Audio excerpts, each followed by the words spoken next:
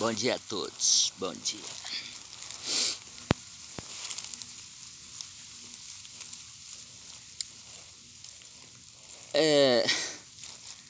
Tem me chegado vários assuntos. Eu estou aqui escolhendo o que dos assuntos que me chegou, qual que eu devo falar para vocês para não ficar muito,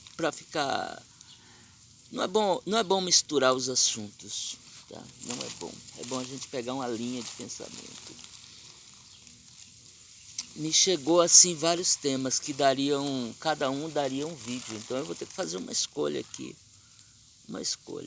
tá? Ou como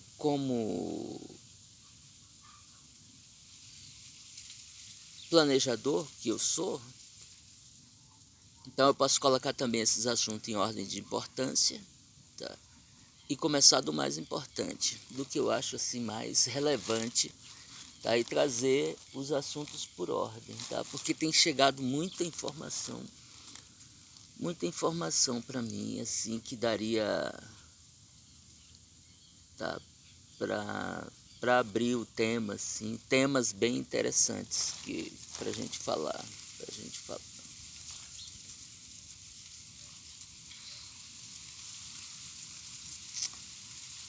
Bom, vamos falar uma coisa.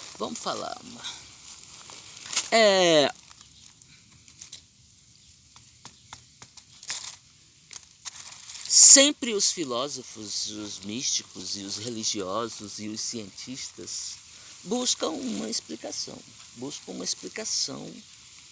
que sintetize esse universo, tá? Tá? É uma busca. Os gregos, todas as culturas têm. Eu acredito, tá, que isso vem dos primórdios da humanidade. Uma busca, tá? Isso a antropologia concorda, tá? Eu estou assim em acordo com, tá? Eu estou me fundamentando um pouco na antropologia, tá? Uma busca de uma explicação para esse universo. Sem essa explicação, nós ficamos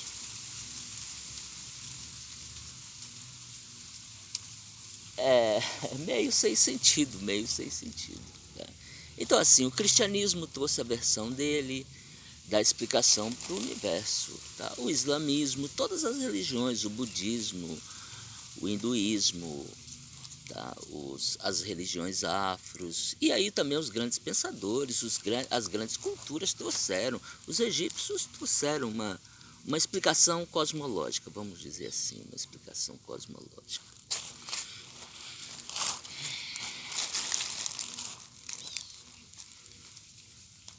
Essa explicação cosmológica eu vou chamar de teoria de tudo. Quem trouxe esse termo foi Stephen Hawking. Tá? Dou os créditos a você, Stephen Hawking. Mas, infelizmente, eu acredito que você prenunciou que exista uma teoria de tudo, mas você não conseguiu. Einstein não conseguiu, Newton não conseguiu, Copérnico não conseguiu, tá? Galileu não conseguiu, Isaac Newton não conseguiu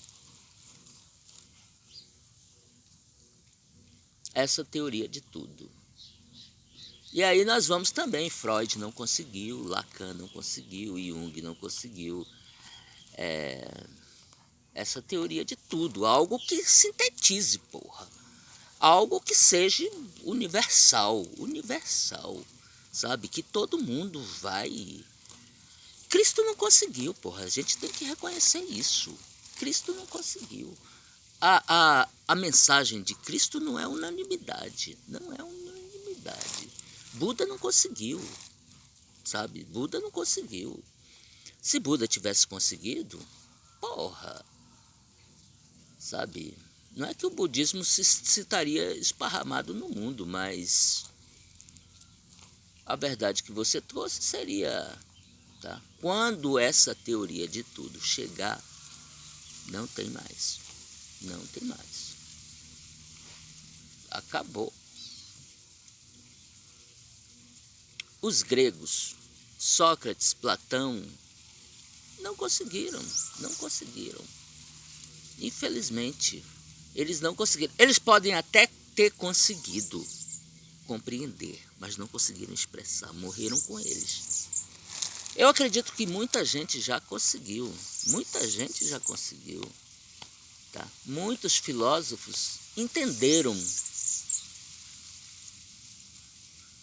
as leis fundamentais do universo. Conseguiram, muitos, mas não conseguiram expressar isso. Não conseguiram expressar. Expressar de uma forma que outro também consiga esse mesmo entendimento. E aí, é como o Buda disse, né? Buda pegou uma folha no meio de uma floresta. O que eu falo, o que eu ensino é uma folha, mas existe toda uma floresta. Então veja. Aí um discípulo abusado perguntou para ele, então por que você não fala da floresta? Ele falou, vocês não estão entendendo nem a folha. Como que eu vou falar da floresta?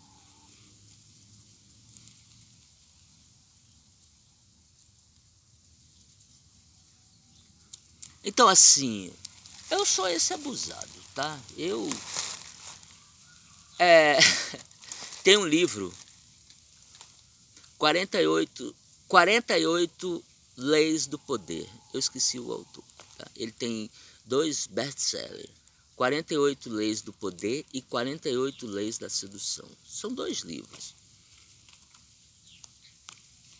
Pegue esse 48 Leis do Poder e pegue a primeira lei. Prega a primeira lei. Para você ter poder,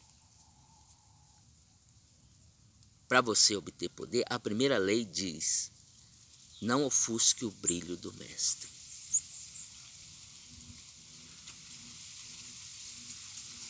Não ofusque o brilho do mestre. Analisa isso, cara. Analisa isso. Tá errado. Desculpa aí o autor que eu esqueci. Desculpa. Tá. Eu li esse livro, mas quando eu li eu ainda não tinha um nível. Mas hoje, revendo, eu não passaria do primeiro capítulo. Eu chegaria 48 leis do poder. Poder é uma coisa, é um estudo interessante. Eu abriria, mas quando chegaria no índice, eu pararia. Quando eu leria a primeira lei, não ofusque o brilho do mestre. Ou seja,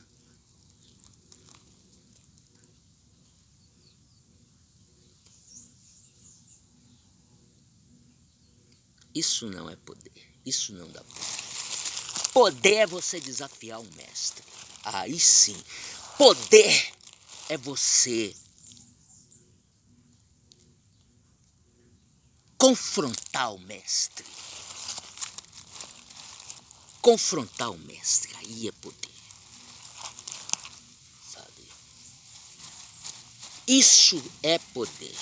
Então eu reescreveria 48 leis do poder. Eu acho que você deve expor o mestre na frente dos discípulos. Eu fiz isso várias vezes. Fiz isso algumas vezes. Tá? Mostrar para os discípulos o falso mestre. O falso mestre.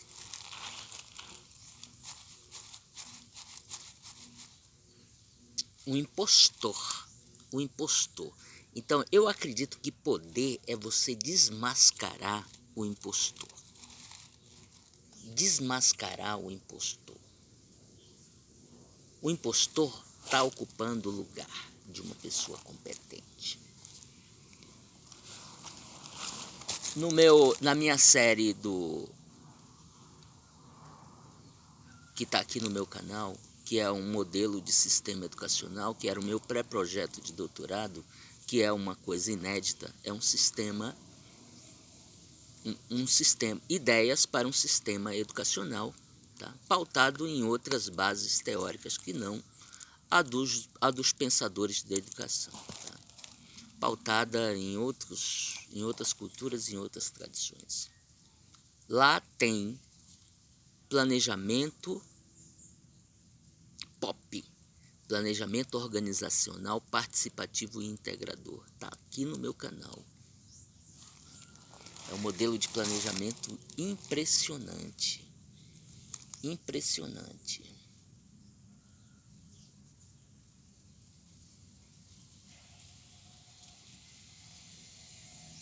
Dialético.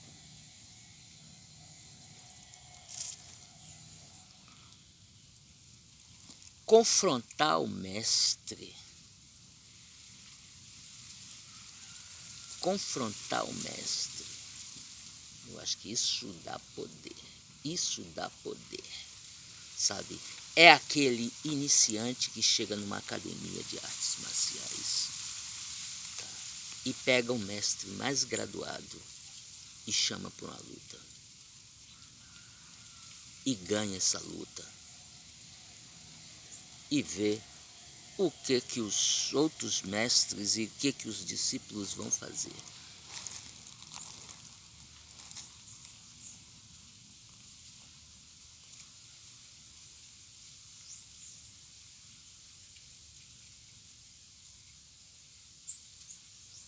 Isso dá poder. Imagina esse iniciante. Já aconteceu comigo várias vezes. Várias vezes. Tá? Primeira coisa, o falso mestre, ele não admite uma crítica. Ele não admite receber uma crítica. Ele não admite. Ele não admite, ele é tão convicto. Tá? Imagina eu e Jesus. Tá? Você acha que como que Jesus reagiria? Eu ia fazer uns questionamentos com ele, tá? Primeira coisa, porra, sabe? Pra que aqueles milagres? Eu ia perguntar pra ele. Pra que fazer milagre, cara? Pra que fazer milagre?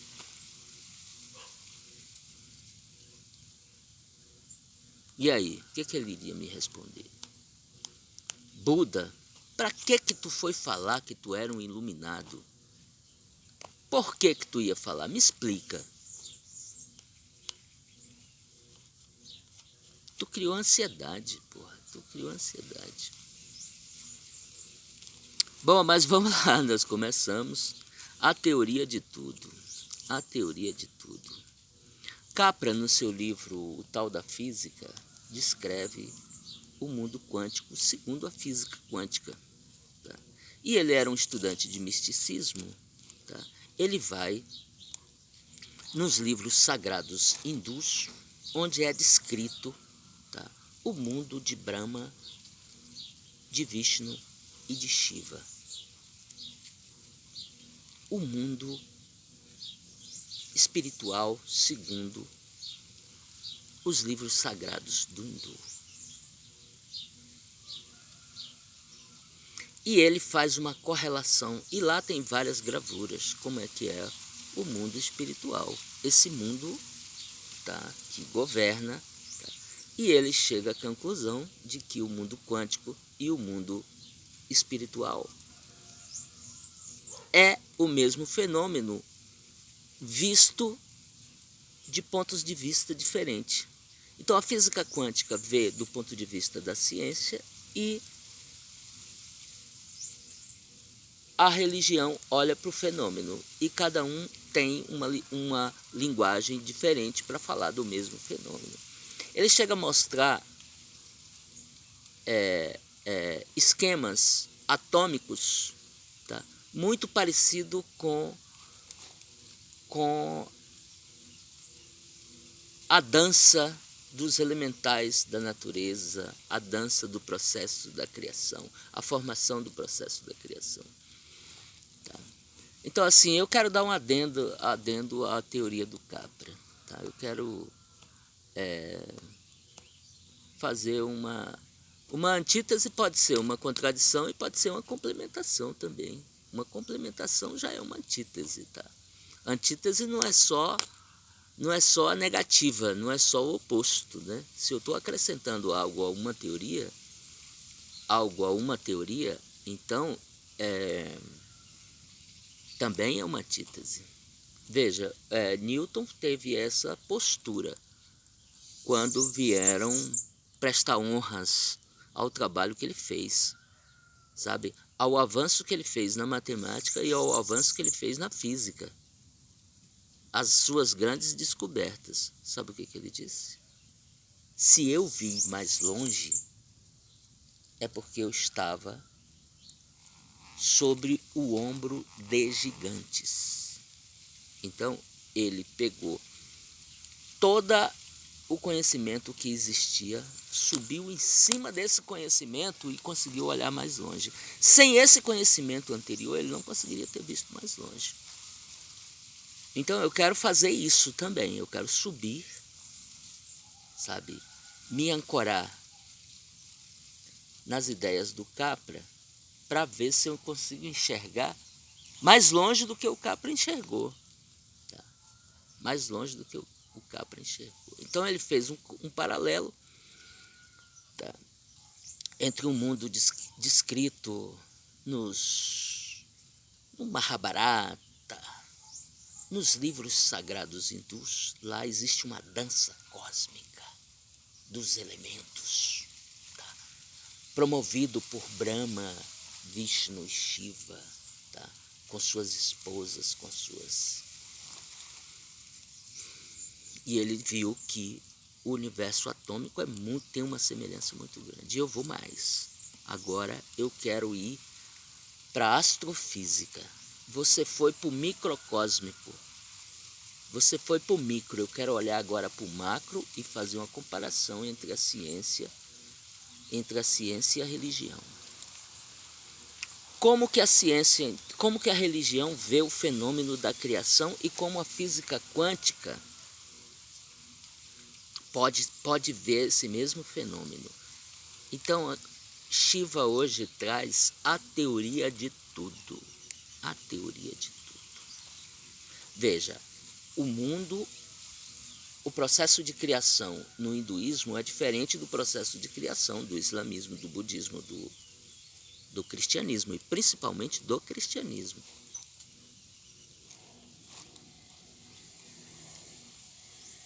Lá, Brahma constrói, Vishnu mantém e Shiva destrói em seus elementos mais básicos e entrega para Brahma reconstruir, tá? E aí forma um ciclo, tá? Um ciclo, tá? Como a natureza. Veja, essa árvore aqui, essas folhas vão cair e vão alimentar essa planta e vão virar energia, vão virar alimento para a planta. E aí ela vai subir em forma de seiva e vai formar nova folha que vai cair. Então é isso aqui, ó.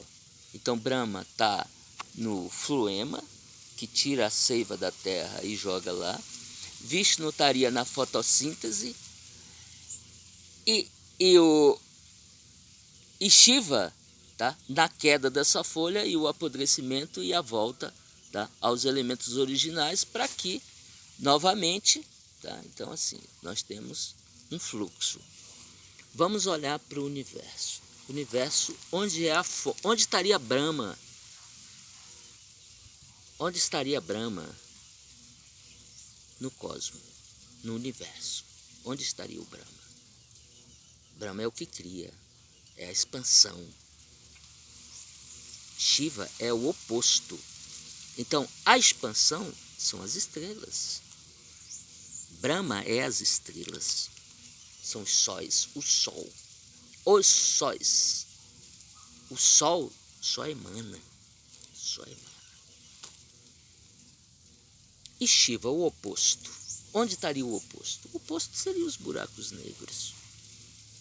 Os buracos negros consomem tudo ao seu redor. consome tudo. Porque, veja bem, se é um balde, se você enche um balde, ele vai começar a derramar. Então, para você ter uma constante, é como se você tivesse um balde com um furo, entendeu? Você está colocando e está saindo, colocando e saindo. Shiva são os buracos negros, os buracos negros. E Vishnu? Vishnu é o fluxo, o fluxo, o fluxo, tá? Vishnu é o fluxo, tá? Entre a criação e a destruição. É o meio, é o meio. Aqui, ó, aqui está Vishnu, olha. Aqui está Vishnu, essa árvore aqui, ó. É Vishnu. Por quê? Está tendo um fluxo de matéria e energia da Terra. E para a destruição, veja. Para a destruição. Tá, então, é Vishnu que... essa planta é um processo. É um processo. Ela é um fluxo. Ela é um fluxo. Ela é uma onda. Ela é uma onda. A matéria estava aqui na Terra. Ela subiu, tá, e vai descer para a Terra. Então, Shiva são os buracos negros. A energia está fluindo do Sol, das estrelas para os buracos negros. E nesse intervalo nós temos a existência. No intervalo entre a luz e a escuridão nós temos.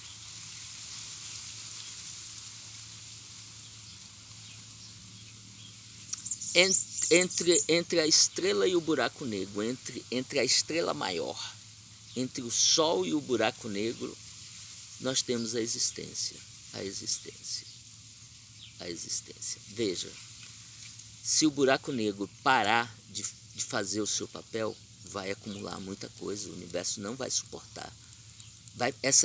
Esse fluxo não vai ter fluxo, e a vida é fluxo, a vida é fluxo. Se essa planta parar o fluxo, ela morre. Ela precisa do fluxo, ela precisa estar constantemente, tá, tirando energia e ao mesmo tempo, o tempo todo morrendo. Ela tem que estar nascendo e morrendo ao mesmo tempo. Se um desses processos parar, se ela parar de morrer,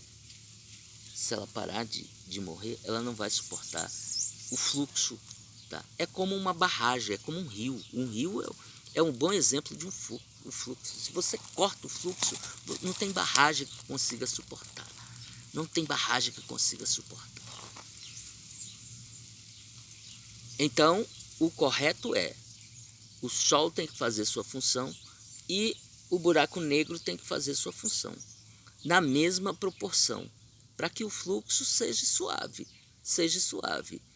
Se também o Sol produzir menos, vai prejudicar o fluxo.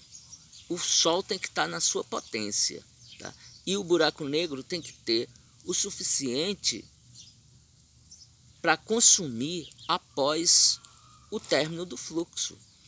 Se esse buraco negro pegar mais também, vai consumir tudo. Vai consumir tudo. Tem que ter um equilíbrio. Então, se Brahma está no Sol e Shiva está no buraco negro, tem que ter um equilíbrio entre os dois, tem que ter um diálogo entre os dois. E aí nós vemos, tá, trazendo para o cristianismo, Deus e o diabo. Cada um tem a sua função, cada um tem a sua função. Se um não faz a sua função, o fluxo fica prejudicado. A vida, o fluxo é a vida é um fluxo. A vida é um rio, todo mundo sabe, todos os grandes, eu estou me subindo em cima de teorias que já foram explicadas, eu não quero explicar o que já foi explicado, eu quero ver o que eu estou olhando por cima dessa teoria, tá? Subindo nos ombros desses caras, nas costas deles, sabe? Pisando na cabeça deles e vendo, sabe? Porque do ombro eu quero enxergar tudo, Então, a teoria de tudo, sabe? Deus tem a sua função e o diabo tem a sua função, sabe? Os dois têm que trabalhar coordenados, os dois têm que trabalharem coordenados, os dois têm que se entenderem. Cara, eu não vou sugar mais do que o necessário. Mas também você não pode me impedir de fazer o meu papel. Você não pode me impedir de fazer o meu papel. Porque se eu não fizer o meu papel, não vai ter fluxo. Vai prejudicar o fluxo, vai prejudicar a vida. Vai prejudicar a harmonia, vai prejudicar o equilíbrio. Então, a causa do desequilíbrio é justamente o desequilíbrio entre essas duas polaridades, Deus e o diabo. Está tendo um desequilíbrio entre Deus e o diabo, trazido por uma má interpretação do cristianismo. Deixa eu ver, dá tempo de falar ainda? Na criação, por exemplo, né? Vamos ver no cristianismo. Desculpa quem é bom de versículo, capítulo, que eu não consigo decorar direito, nem as frases direito, mas eu vou pegar a história que é conhecida de todos. Deus criou o homem à sua imagem e semelhança, criou o Adão do pó da terra. E aí viu que o Adão estava sozinho, tirou uma costela e fez a Eva. Veja os arquétipos, a mensagem, a simbologia por trás desse conto, Isso aí fere os princípios da ciência, básicos da ciência. Tá? Quem surgiu primeiro foi a mulher. Olha para a humanidade toda. De onde veio essa humanidade toda que está aqui? 8 bilhões. Onde vieram esses 8 bilhões? De onde vieram? Esses 8 bilhões de pessoas vieram do útero das mulheres. Então, é muito mais lógico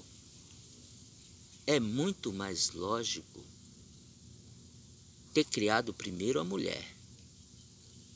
E aí essa mulher gerou homens e mulheres. Bom, no princípio, a ciência já diz que no princípio masculino e feminino estavam juntos, unidos. Tá? Só que aí a diversidade era muito pouco, porque os clones eram exatamente iguais, como algumas plantas que você tira um broto, enterra no chão, ele nasce uma cópia do anterior. Tá? Então, masculino e feminino. Houve uma separação, né? A reprodução assexuada. Quando mudou da reprodução assexuada para sexuada, através do sexo, então separou masculino e feminino. Mas com quem que ficou a reprodução? A parte mais importante da reprodução ficou com quem? Com a mulher. Então, antes era homem e mulher. Depois, homem e mulher ficou por lado, mas a mulher ficou com a parte da reprodução. Então, esse conto, essa alegoria, o mito da criação fere o princípio lógico da ciência. Fere o princípio lógico da ciência. Tá? Primeiro, Deus masculino. Isso aí já tá fora. O Deus de tudo é o Deus da escuridão. Deus da escuridão é que veio primeiro. Primeiro veio a escuridão. Então, primeiro veio Lilith, o diabo. E aí veio Deus na luz. A luz, Deus e o diabo.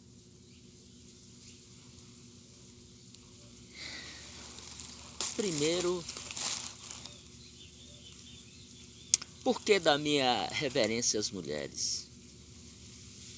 Todo mundo veio de um útero da mulher.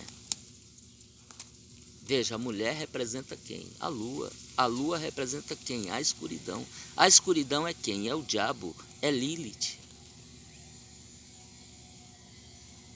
E isso é uma referência o quê? Da primeira religião,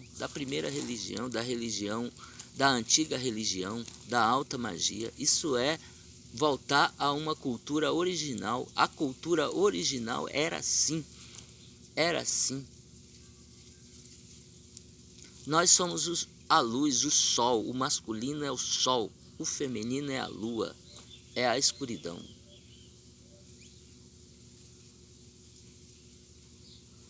Então, assim, a teoria de tudo é nós alinharmos tudo isso em cima de novos paradigmas, de novo mito. Vamos criar um novo mito da criação. Novo mito das criação. Lilith criou sua filha. E da sua filha do útero dessa filha, ela fez brotar toda a humanidade. Toda a humanidade. Fez brotar novas mulheres e novos homens, para que fizesse a integração, para que nessa integração surgisse mais em progressão geométrica.